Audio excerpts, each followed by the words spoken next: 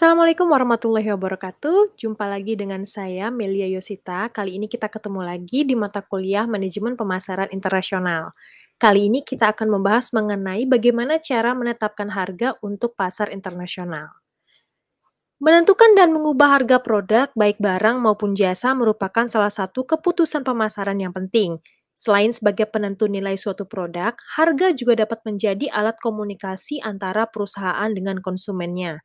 Nah, pada pertemuan kali ini, kita akan membahas mengenai bagaimana strategi penetapan harga bagi produk yang diperuntukkan untuk konsumen di pasar internasional.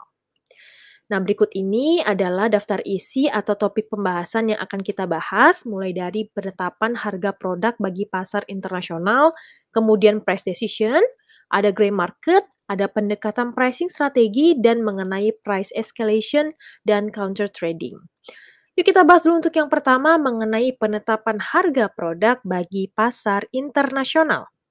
Nah, menetapkan harga suatu produk terutama untuk pasar internasional merupakan tugas dan kewajiban bagi pihak manajemen perusahaan yang terkait, terutama di bagian pemasarannya.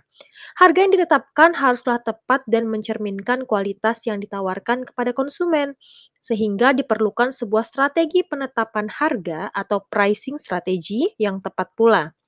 Pihak manajemen perusahaan juga harus mempertimbangkan beberapa aspek seperti untuk menetapkan harganya ya, mengenai kebijakan tarif yang diberlakukan oleh pemerintah di negara tujuan pemasaran, kemudian biaya yang dikeluarkan, kemudian perilaku konsumen di negara tujuan pemasaran, kemudian kompetisi pasar internasional, kemudian fluktuasi mata uang internasional, ada lagi metode pembayaran yang dapat dipilih oleh konsumen dan mengenai pajak.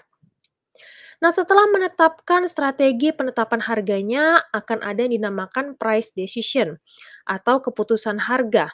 Mengenai harganya nominalnya berapa, nah itu yang dinamakan adalah price decision. Nah, di price decision ini, harga dapat kita lihat dari dua sudut pandang. Yang pertama adalah perusahaan memandang harga sebagai instrumen aktif. Dan ada juga harga sebagai elemen yang statis atau yang tetap. Jika harga sebagai instrumen aktif, maka harga ini dapat membantu perusahaan untuk mencapai tujuan pemasarannya. Perusahaan menetapkan harga tanpa mengikuti harga pasar yang beredar untuk mencapai tujuan pemasaran yang spesifik, seperti volume penjualan yang ditargetkan atau profit. Nah, lain lagi jika harga sebagai elemen statis. Nah, harga sebagai elemen statis dalam keputusan bisnis di mana perusahaan hanya melakukan kegiatan penjualan ke pasar internasional khusus untuk produk yang melebihi persediaan dan memandang hal tersebut hanya sebagai kontribusi pasif terhadap volume penjualan saja. Baik, untuk selanjutnya ada praktik atau fenomena yang juga harus diwaspadai kita sebagai international marketers atau pihak manajemen perusahaan yang ada di pasar internasional berkaitan dengan harga, yaitu mengenai gray market.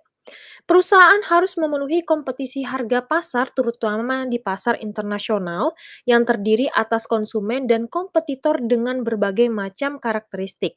Hal ini dapat dipenuhi dengan memberikan kewenangan bagi kantor cabang di negara tujuan pemasaran tersebut. Harga yang ditetapkan oleh perusahaan juga akan berbeda di tiap negara tujuan pemasarannya. Misalnya saja produk yang dipasarkan di negara A akan berbeda harganya jika dipasarkan di negara B. Nah, perbedaan harga ini biasanya perbedaan untuk produk yang sama ini disebabkan oleh perbedaan pajak, struktur kompetisi harga, dan perbedaan nilai tukar mata uangnya. Nah, seperti yang sudah dikatakan tadi, perusahaan juga harus mewaspadai adanya peningkatan harga produk yang tidak diinginkan di gray market. Gray market atau disebut juga parallel market adalah pasar di mana transaksi ekspor atau impor legal dilakukan tanpa persetujuan pemilik merek aslinya. Biasanya harga produk di gray market cenderung lebih mahal dibandingkan harga aslinya. Namun produk yang dijual tetap original. Contohnya, konsumen di negara A ramai-ramai terbang ke Paris untuk membeli tas merek Chanel. Ya, Tas yang high-end branded ya, dengan jumlah yang banyak dan tentunya dengan harga yang lebih terjangkau, karena mereka langsung membeli di negara asal produk tersebut.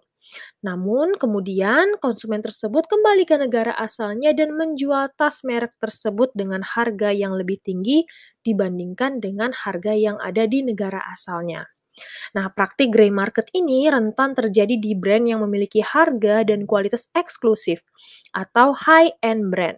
Sehingga mayoritas perusahaan pemilik brand tersebut membuat ketersediaan produknya menjadi terbatas untuk menghindari penjualan kembali produk dengan harga yang lebih tinggi dan di luar persetujuannya. Kemudian perusahaan juga dapat melakukan kontrol saluran distribusi dengan detail. Nah, apa sih sebenarnya akibat dari praktik grey market yang ada jika dibiarkan terus-menerus oleh perusahaan? Akibatnya adalah persepsi konsumen terhadap produk, baik barang maupun jasa yang kita tawarkan, jika membeli produk perusahaan di luar saluran distribusi resmi akan menurun. Hal ini disebabkan oleh setiap perusahaan pasti punya yang namanya standar, kemudian standar pelayanan produk, dan standar after sales-nya yang digunakan untuk memuaskan konsumen. Nah, standar tersebut belum tentu terjamin diterapkan di pihak saluran distribusi yang bukan resminya dan dibandingkan dengan perusahaan pemilik brand. Karena konsumen itu sebenarnya tidak mau tahu ya, dia beli di mana, dia hanya tahu itu adalah merek A. Yang dia tahu merek A itu seperti ini. Baik, jadi kita harus menghindari praktek grey market ya untuk mendapatkan ekspektasi atau kepuasan konsumen yang lebih baik atau positif. Baik, bagaimana sih cara kita untuk menetapkan harga bagi pasar internasional? Nah, ini ada 4 pendekatan yang dapat kita gunakan. Yang pertama ada full cost pricing, ada variable cost pricing, skimming pricing, dan penetration pricing. Penetapan harga sebagai salah satu elemen dari bauran pemasaran mengharuskan pihak manajemen perusahaan untuk benar-benar mempertimbangkan dan mengelola itu. Pertimbangan mengenai pasar dan biaya yang dikeluarkan juga sangat diperlukan. Perusahaan harus menjual produknya kepada konsumen di atas harga produksi agar mendapatkan profit yang sesuai dan diinginkan. Yuk mari kita bahas untuk yang pertama ada full cost pricing, di mana perusahaan menetapkan harga yang sama untuk produk yang sama dan dipasarkan di seluruh negara pemasarannya.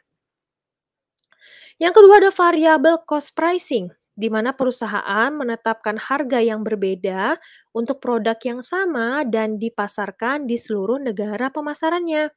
Nah, terkadang perusahaan menetapkan harga produk yang lebih rendah untuk pasar asing dan harga produk yang lebih tinggi di pasar domestik ataupun sebaliknya dengan berbagai kepentingan atau pertimbangan.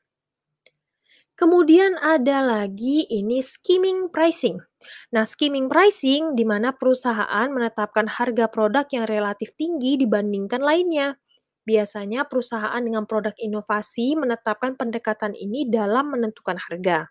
Jika konsumennya bersedia membayar biaya lebih mahal atau premium, tetapi ingin mendapatkan kualitas yang bagus, jadi dia tidak peduli ya mau harganya berapa, yang penting dia mendapatkan produk yang bagus, maka pendekatan ini dapat kita gunakan. Dan yang terakhir ada pendekatan penetration pricing di mana perusahaan menetapkan harga produk yang relatif rendah dibandingkan lainnya. Ini dimaksudkan untuk merangsang pertumbuhan pasar dan penjualan produk. Pendekatan ini dapat digunakan untuk mempertahankan pangsa pasar yang sudah kita ambil. Baik, untuk selanjutnya yaitu mengenai price escalation.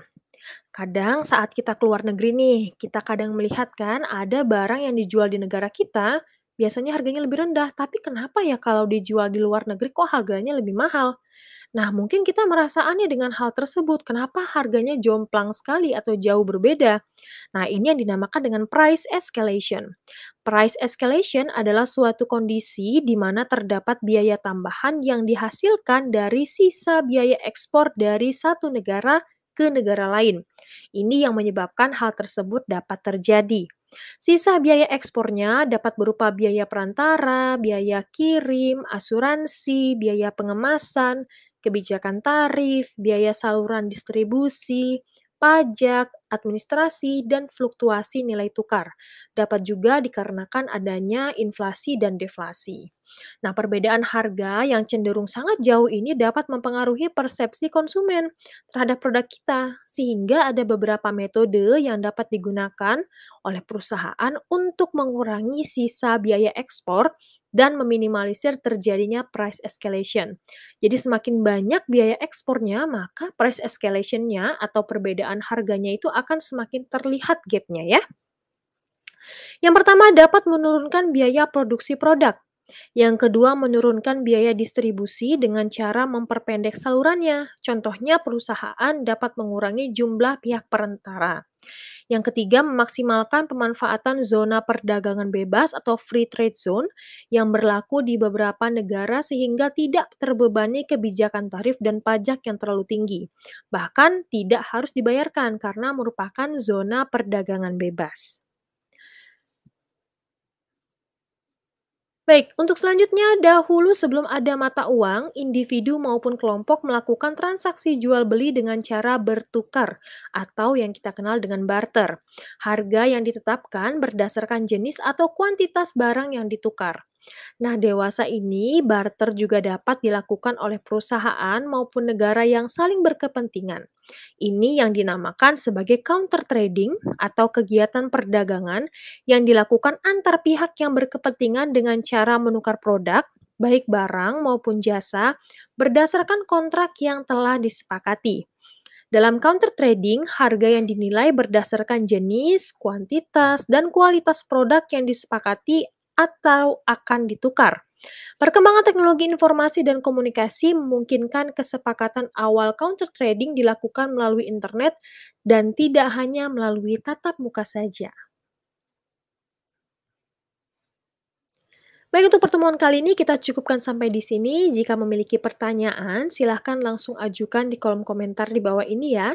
Terima kasih, semoga bermanfaat dan sehat selalu. Wassalamualaikum warahmatullahi wabarakatuh.